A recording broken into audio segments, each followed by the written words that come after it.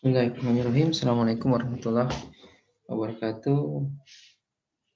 Pertama saya ucapkan selamat bergabung untuk mata kuliah teori ekonomi mikro Islam.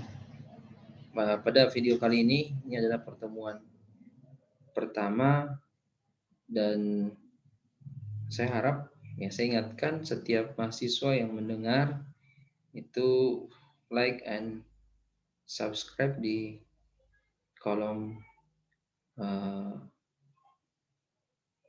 YouTube ini dan jangan lupa untuk mengisi absen. Ya. Absen diisi dengan menulis kelas, misalnya ekonomi syariah B atas nama siapa? Misalnya ekonomi syariah B atas nama Indah Wayuningsi misalnya. Ya, jadi dipahami itu dan saya harap ketua kelas setelah video ini merangkum kehadiran mahasiswa. Saya kasih waktu 2 hari setelah video ini saya sebar di WhatsApp. Ya, 2 hari, hari ketiga silahkan ketua kelas untuk merekap mahasiswa kelasnya yang hadir atau yang mengikuti mata kuliah ini. Baik, untuk pertemuan lalu saya sudah mengirimkan silabus pertemuan untuk mata kuliah ini, untuk mata kuliah teori ekonomi mikro Islam ini.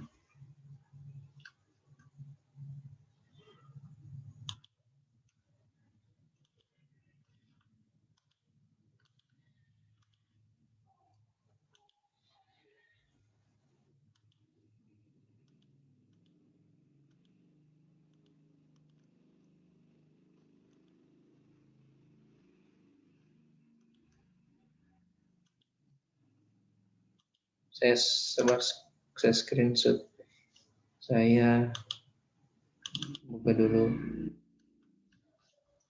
fotonya. Ya.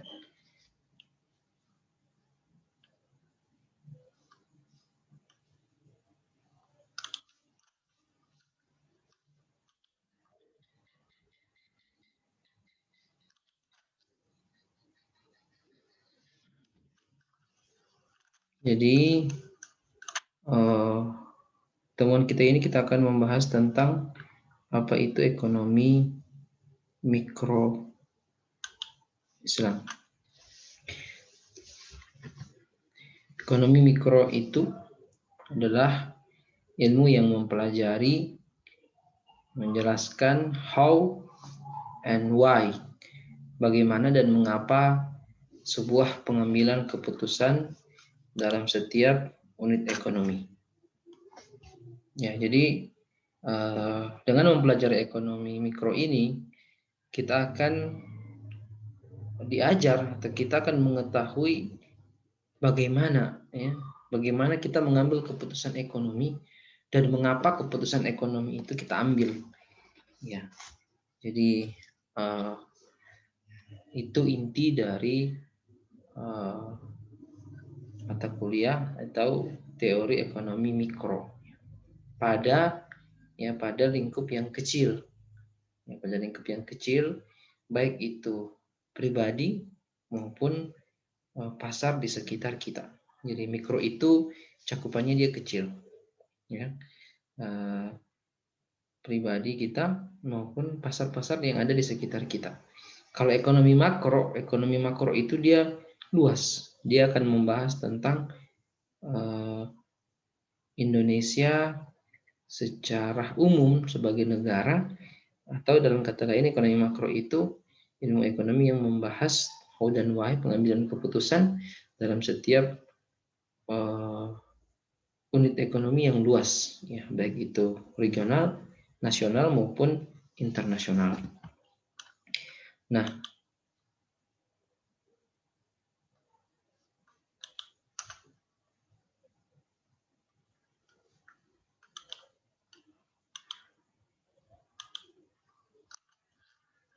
ekonomi garis besar ya pada mata kuliah ini adalah permintaan dengan segala aspeknya, kemudian penawaran dengan segala aspeknya, dan pasar dengan segala mekanismenya. Jadi saya kira kita sudah pelajari di pengantar ekonomi mikro, hubungan antara permintaan dengan harga, hubungan antara penawaran dengan harga, pasar dengan segala mekanismenya. Nah, untuk ekonomi mikro Islam ini perbedaannya, kita akan membahas itu semua tetapi lebih khusus dalam pandangan ekonomi Islam. Nah, bagaimana dan mengapa pengambilan keputusan dalam setiap wujud ekonomi? Misalnya orang yang sudah menikah, orang yang sudah menikah atau nggak salah kita sebut menikah, atau orang yang kuliah, ya, yang kuliah itu kemudian orang yang pendapatan atau kiriman orang tuanya hanya 300.000, maka dia akan berpikir bagaimana caranya 300.000 itu cukup untuk kebutuhan dia dalam satu bulan. Kalau ada yang 500.000, maka dia akan berpikir seperti itu. Ya, bagaimana dan mengapa? Ya, bagaimana dan mengapa saya mengambil keputusan itu? Misalnya kalau yang 300.000 tadi, tidak mungkin dia akan makan di warung yang harganya 20.000 satu kali makan, tidak mungkin. Maka mungkin dia akan melakukan kegiatan ekonomi dengan dengan mengambil membeli beras misalnya, dan di pasar dengan membeli lauk kemudian untuk persiapan satu bulan, satu pekan, 2 pekan, dan satu, sehingga uang 300.000 itu cukup untuk dia pakai dalam satu bulan.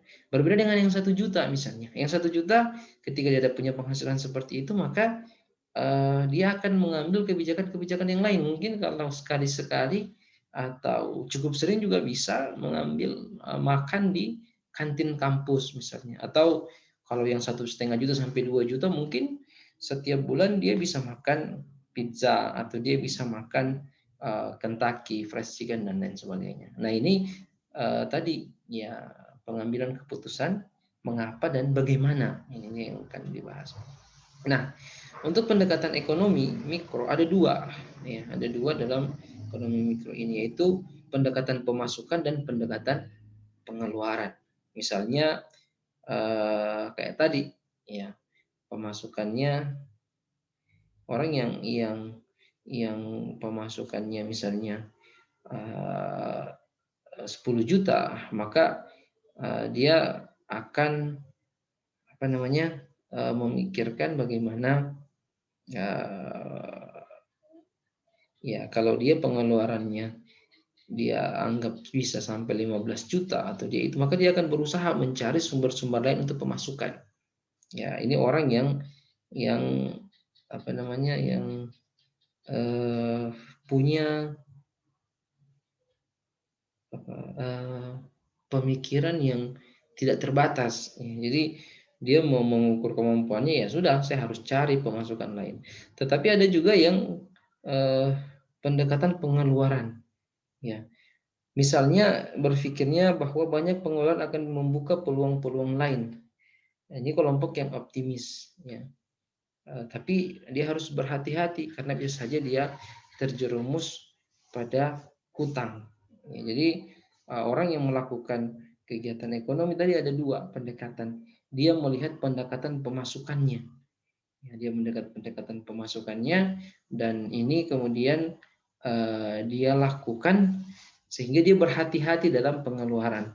Tetapi kalau yang pendekatan tadi pengeluaran, dia optimis. Ini orang-orang optimis, tapi tadi saya bilang mungkin saja dia pengeluarannya 10 juta, tetapi pendapatannya 10 juta, tapi dia bisa mengeluarkan sampai 15 juta. Nah, orang seperti ini orang-orang yang optimis, tapi hati-hati, ya, dia bisa terjerat dalam militan hutang. Nah, apa bedanya ekonomi Islam dengan ekonomi konvensional? Saya tidak perlu ulang ekonomi mikro, saya tidak perlu ulang pembagian ilmu ekonomi karena itu sudah dipelajari, apalagi ekonomi mikro, pengantar ekonomi mikro. Kita tidak perlu ulang. Apa bedanya dengan ekonomi Islam? Kalau dalam ekonomi konvensional dia tidak ada batasan syariah. Tapi dalam ekonomi Islam ada batasan syariah. Nah, ini yang harus kita paham. Satu hal yang ini yang harus dicatat baik-baik, kaidah dalam agama Islam, ibadah ini harus dicatat baik-baik. Ibadah itu adalah hubungan manusia dengan Allah. Ya, hukum dasarnya semua ibadah itu diharamkan sampai ada perintah untuk melakukan ibadah tersebut. Jadi kita tidak boleh melakukan ibadah itu sekemauan kita. Misalnya ada orang yang kuat, misalnya ketika dia beribadah sholat subuh 2 rakaat, tetapi dia mengatakan, ya saya mau sholat subuh 4 rakaat biar pahalanya lebih panjang, lebih banyak. Nah ini yang tidak boleh. Kenapa?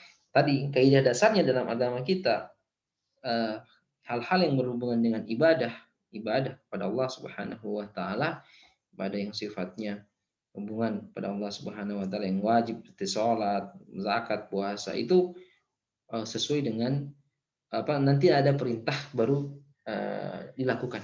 Kalau tidak ada perintah maka tidak boleh dilakukan. Jangan ditambah-tambah. Nah, berbeda dengan muamalat. Ekonomi ini masuk dalam muamalat, ya, hubungan antara manusia dengan manusia. Hukum dasarnya semuanya boleh.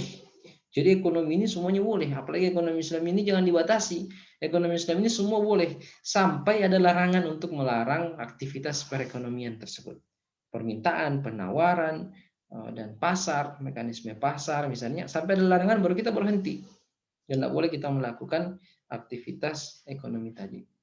Nah ini harus dicatat baik-baik. Ya tadi sehingga ekonomi Islam itu tidak terbatas. Semua ekonomi konvensional yang tidak bertentangan dengan prinsip-prinsip Islam, prinsip-prinsip larangan-larangan dalam Islam, maka dia adalah semuanya dibolehkan. Ya, semua dibolehkan. Makanya kata Nabi ya, dalam sebuah hadis itu dia mengatakan kalian yang lebih tahu urusan dunia kalian dibandingkan dengan aku. Ya seperti itu kira-kira maknanya. Nah, apa manfaat ekonomi mempelajari ekonomi mikro? Adalah yang pertama explanation atau merencanakan. Yang kedua memprediksi. Ya, jadi orang yang mempelajari ekonomi Islam itu, teori ekonomi mikro Islam itu dia bisa merencanakan sesuatu dan bisa memprediksi. Ya.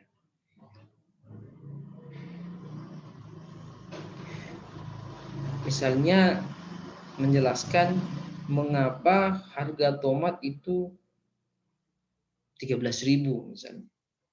Ya, ngapa harga tomat? Nah, kita sudah pelajari kemarin di ekonomi mikro, pengantar ekonomi mikro bahwa harga itu dipengaruhi oleh permintaan dan penawaran. Ya, harga itu dipengaruhi oleh permintaan.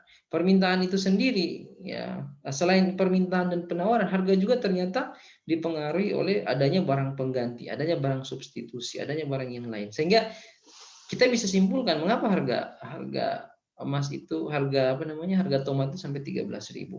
Mengapa harga mobil ya sampai 200 juta misalnya. Mengapa pemerintah menurunkan ini explanation, tapi kita bicara makro. Mengapa pemerintah menurunkan pajak masuk ya 0%? Ya, ini ada penjelasannya. Makanya belajar ekonomi mikro maupun ekonomi makro, salah satunya adalah explanation, mampu menjelaskan ya mengapa demikian. Ya, mengapa harga beras ya di musim panen itu turun? Ya, atau mengapa pemerintah justru mengekspor beras di musim panen? Itu harus bisa dijelaskan dalam ekonomi mikro ini. Kemudian memprediksi. Ya, kita bisa harus memprediksi kira-kira saya misalnya begini. Kita yang mempelajari ekonomi mikro, kalau kita bisa memprediksi harga ikan misalnya, yang biasa belanja di pasar itu, ikan itu akan mahal harganya ketika musim terang bulan. Jadi kita bisa memprediksi. Kita memprediksi, oh kalau sudah tanggal 15 Hijriah atau 12, 13, 14 itu kan terang bulan, sehingga harga ikan itu mahal. Makanya dengan prediksi tadi kita mengambil kebijakan, kita mengambil perilaku ekonomi, kita mengambil keputusan-keputusan ekonomi. Ya, kalau kita sudah tahu misalnya mulai tanggal 8, 9, 10, 11 sampai tanggal 18 misalnya bulan itu terang, pasti mahal ikan, maka kita beli ikan memang. 2 minggu, atau pada saat masih murah kita beli untuk kita simpan dalam waktu 2 minggu dengan membeli kulkas misalnya.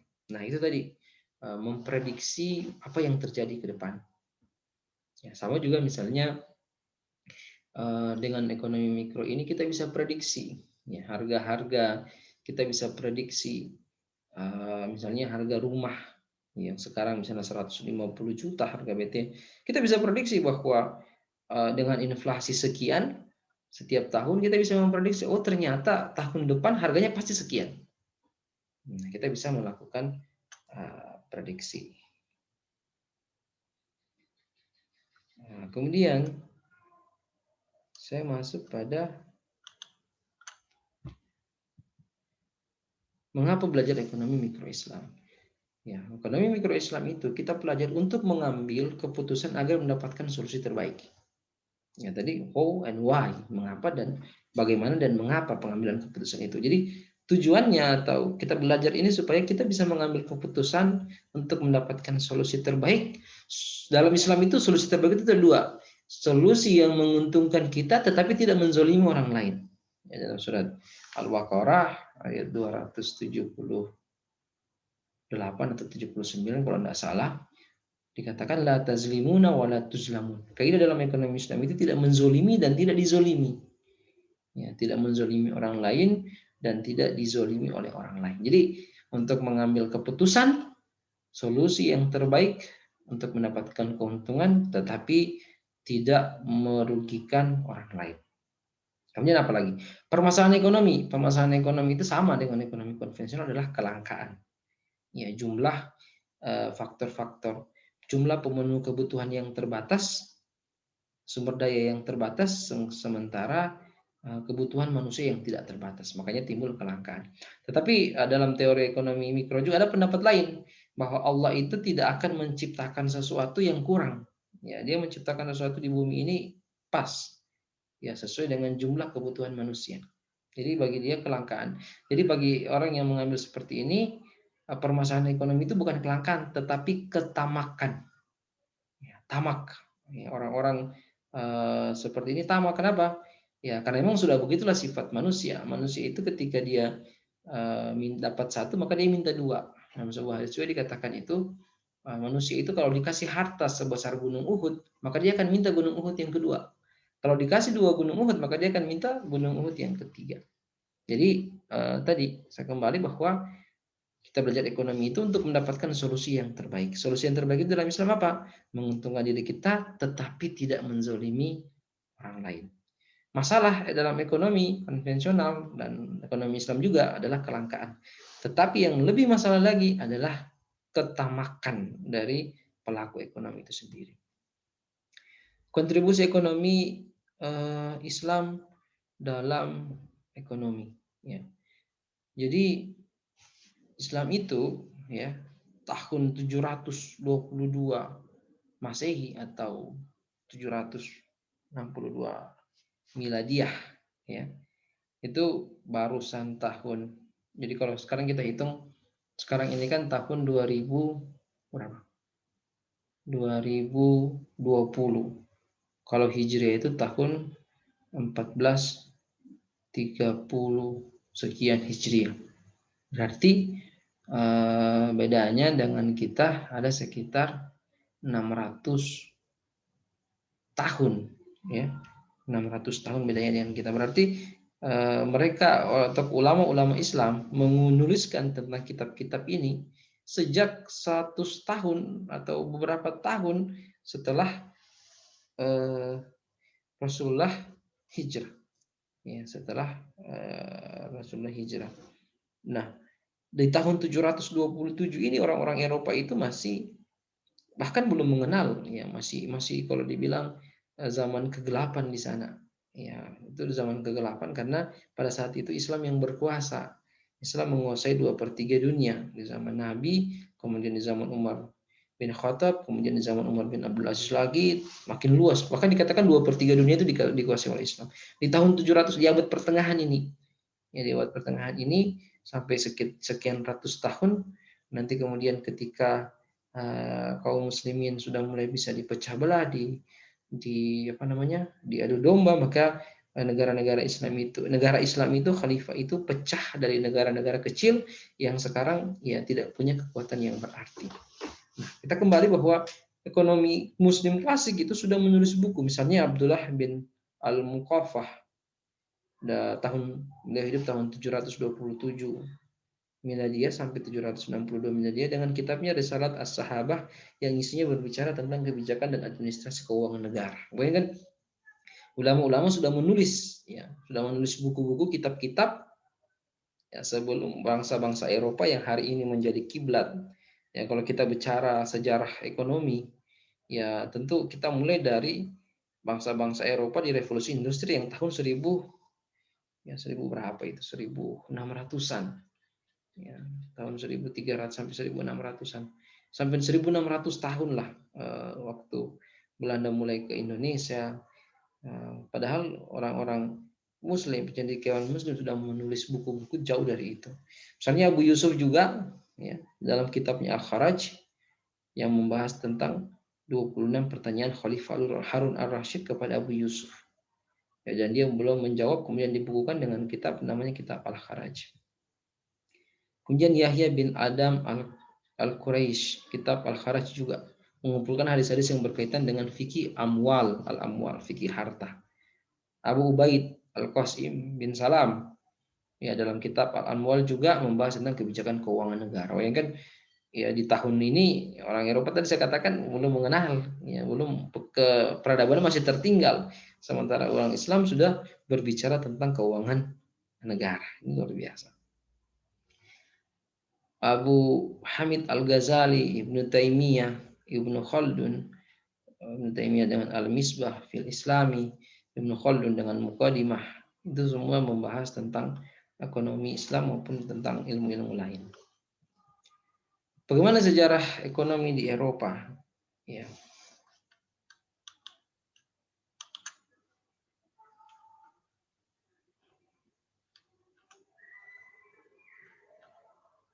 Sejarah ekonomi Eropa itu dimulai dari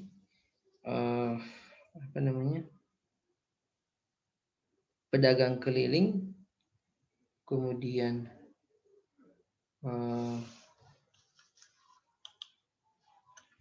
jadi orang-orang dulu melakukan perdagangan, ya, melakukan perdagangan lintas Eropa, ya, lintas Eropa.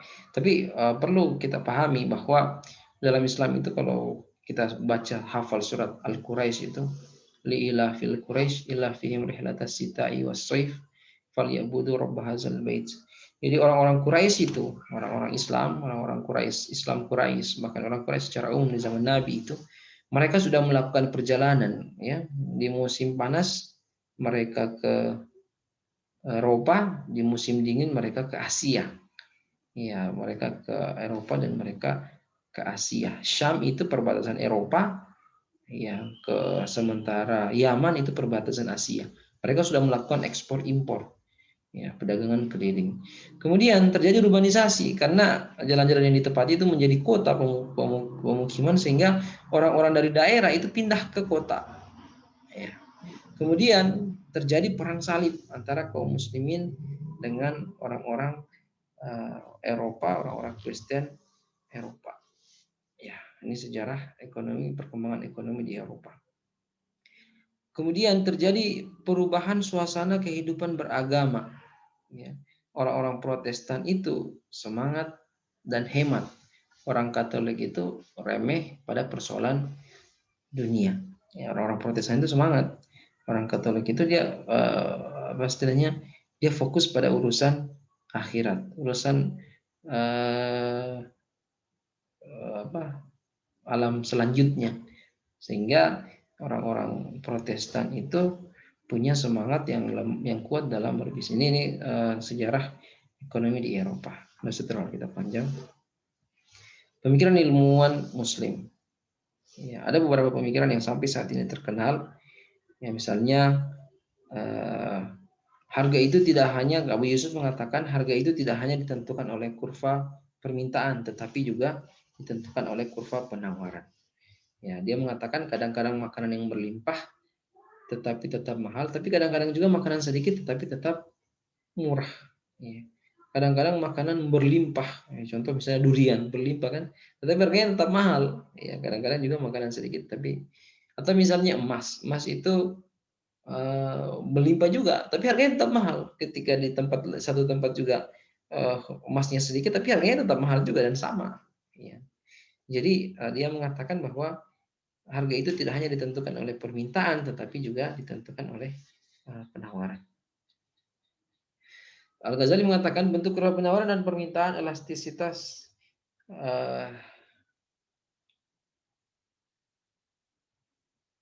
beliau sudah menggambarkan tentang kurva penawaran dan permintaan. Bayangkan Al-Ghazali sudah menggambarkan itu, dan beliau juga sudah pernah menjelaskan tentang elastisitas permintaan. Ya, permintaan itu tidak kaku, tetapi dia elastis sesuai dengan faktor-faktor yang mempengaruhi permintaan tadi. Ya. Kemudian Ibnu Taimiyah mengatakan bahwa pemerintah boleh melakukan intervensi pasar ketika terjadi distorsi pasar.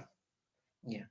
Jadi sama kayak sekarang misalnya pemerintah itu tidak boleh menentukan harga, atau Adam Smith mengatakan harga itu ditentukan oleh, kalau kita tahu itu impossible hand, misalnya ada tangan yang tidak mungkin.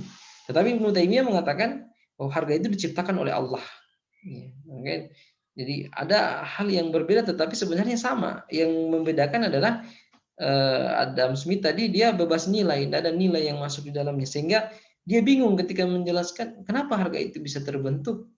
Ya, dia mengatakan bahwa impossible, ada tangan-tangan yang tidak jelas, yang tidak nampak, atau yang tidak mungkin, tangan-tangan gaib. Sementara Ibnu Taimiyah mengatakan yang membentuk harga adalah Allah. Contoh misalnya begini, ada orang yang kalau kita melihat penjual rambutan misalnya, coba lihat ketika musim rambutan, rambutan Aceh sama rambutan Bogor misalnya, rambutan Aceh itu dari Baruga sampai di pelabuhan harganya sama. Ya, kalau 10.000 semua 10.000 per kilogram. Ya, apakah pernah mereka musyawarah untuk menentukan harga? Ya, tidak pernah. Tapi kita akan dapatkan harganya sama. Ya, maka dari kenyataan seperti ini tadi Adam Smith mengatakan impossible hand, harga itu ditentukan oleh tangan yang tidak mungkin, yang kita tidak tahu siapa. Tetapi Ibnu Taimiyah mengatakan harga itu dibentuk oleh Allah Subhanahu wa taala, ditentukan oleh Allah Subhanahu, diciptakan oleh Allah Subhanahu wa taala. Ini dia punya nilai. Ya, sementara Adam Smith tadi bebas nilai. Ibnu Taimiyah tadi mengatakan bahwa pemerintah terjadi distorsi pasar, boleh melakukan intervensi harga ketika terjadi distorsi pasar. Kalau tidak terjadi distorsi pasar, maka pemerintah hanya boleh melakukan intervensi pasar. Ya. Kalau tidak ada distorsi, maka pemerintah tidak boleh melakukan intervensi harga. Dia hanya bisa melakukan intervensi pasar. Kalau terjadi distorsi, maka pemerintah bisa melakukan intervensi pasar. Contohnya begini, di musim Lebaran misalnya, atau mau dekat-dekat puasa itu biasanya harga telur naik. Ya, harga telur naik. Dan pemerintah tidak boleh menentukan harga telur, tidak boleh. Ya, yang dia lakukan adalah membuat intervensi pasar dengan cara membuat pasar murah misalnya. Dia punya bulog, kalau di Indonesia, bulognya dia turunkan, dia keluarkan cadangannya, dia keluarkan stoknya, kemudian dia jual dengan harga normal. Ya, sehingga pedagang-pedagang yang spekulasi tadi bahwa di menjelang Ramadan misalnya harga orang akan beli walaupun harganya naik, itu dia akan terdesak untuk menurunkan harganya seperti sedia kala atau seperti normal. Kenapa? Karena pemerintah sudah masuk melalui intervensi pasar tadi. Ya, sehingga dia pasti akan kembali. Kalau tidak, dia tidak laku karena orang-orang akan beli kepada pemerintah. Itu intervensi pasar. Nah, kalau intervensi harga, ya jika terjadi distorsi pasar, misalnya ada isu bahwa eh, banjir di Sulawesi Selatan, sementara beras kita kebanyakan dari Sulawesi Selatan. Ya, baru ada isu tersebut, ada orang yang menimbun. Ya, padahal pemerintah sudah menghitung stok beras itu cukup untuk wilayah Sulawesi Tenggara, Sulawesi Selatan misalnya. Ya, tetapi karena ada yang menimbun maka tidak cukup. Nah, di sini pemerintah boleh melakukan intervensi harga. Ya, nanti kita akan bahas di mekanisme pasar pada pertemuan-pertemuan selanjutnya. Ya, jadi saya kira ini saja sebagai pengantar untuk pertemuan kita di hari pertemuan pertama ini.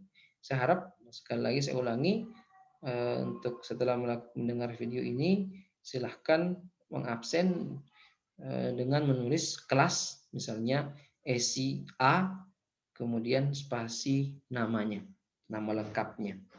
Ya, dan saya harap ketua kelas 2 hari setelah ini untuk kemudian merekap teman-temannya yang hadir, yang menyimak video ini dan di WA ke saya.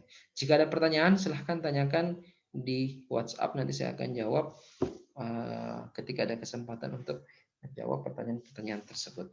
Oke, saya kira cukup untuk pertemuan kita pada kesempatan video yang pertama ini. Saya ucapkan terima kasih atas perhatian kita semua, jaga kesehatan. Demikian, Assalamualaikum warahmatullahi wabarakatuh.